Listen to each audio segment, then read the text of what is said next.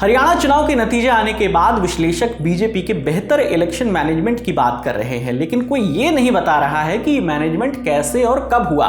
जवाब में फिर वही नाम है जो अलग अलग दौर में हमेशा बीजेपी के नाम के साथ लिया जाता रहा है, राष्ट्रीय स्वयंसेवक संघ यानी आरएसएस। हरियाणा में भी संघ की ही तैयार की हुई पिच थी जिस पर बीजेपी ने जीत की हैट्रिक लगाई।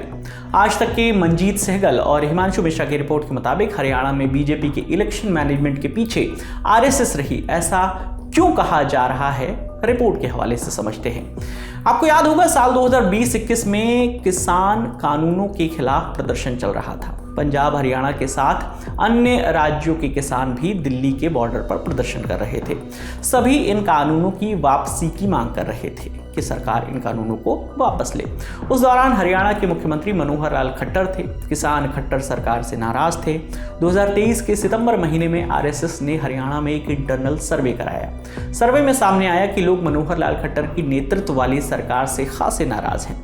नेतृत्व को बदलने की मांग उठी, नेतृत्व बदला भी गया। मार्च 2024 में मनोहर लाल खट्टर ने मुख्यमंत्री पद से इस्तीफा दिया और हरियाणा बीजेपी के चीफ नायब सिंह सैनी ने मुख्यमंत्री पद की शपथ ली। बीजेपी ने आरएसएस से मदद मांगी। अब मुद्दा था जमीनी कार्यकर्ताओं को बीजेपी से जोड़ने का। 29 जुलाई 2024 को दिल्ली में एक बैठक हुई। बैठक में आरएसएस के joint general secretary Arun Kumar, Haryana BJP chief Mohan Lal Bardoli, केंद्रीय मंत्री धर्मेंद्र प्रधान मौजूद थे। बैठक में जमीनी स्तर पर लोगों को जोड़ने से लेकर कैंडिडेट के सिलेक्शन जैसे जरूरी फैसलों का रोड मैप तैयार हुआ। बैठक के एक महीने बाद ही सितंबर महीने में आरएसएस ने हरियाणा में रूरल वोटर आउटरीच प्रोग्राम शुरू किया। हर जिले में आरएसएस ने 150 स्वयंसेवकों को इस काम में लगाया। इन सभी का काम ग्रामीणों को बीजेपी सरकार के विकास कार्यों के बारे में बताते हुए उन्हें बीजेपी से जोड़ना था। सभी हरियाणा सरकार के खिलाफ उपजी एंटी इनकम्बेंसी को लेकर लोगों को समझा रहे थे। पार्टी के पक्ष में समझाने की कोशिश की जा रही थी। आरएसएस ने बीजेपी हाईकमान को मजबूत दावेदारों की लिस्ट भी दी। साथ ही मौजूदा बीजेपी कार्यकर्ताओं में पार्टी के प्रति रोष को कम करने का काम भी आरएसएस ने ही किया। नायब सिंह सैनी को मुख्यमंत्री बनाना भी इसी क्रम के तहत हुआ। मुख्यमंत्री सैनी को ग्रामीण वोटर्स के बीच ज्यादा से ज्यादा ले जाया गया, खासकर लाडवा विधानसभा में। मुख्यमंत्री सैनी ने खाप पंचायत के लोगों से मुलाकात की। जो विधायक मनोहर लाल खट्टर से नाराज थे उनसे अलग से मुलाकात की गई। आरएसएस ने मुख्यमंत्री और बीजेपी कार्यकर्ताओं के बीच की दूरी को कम किया। आरएसएस के स्वयंसेवकों ने हरियाणा के गांव-गांव जाकर वहां चौपाल की।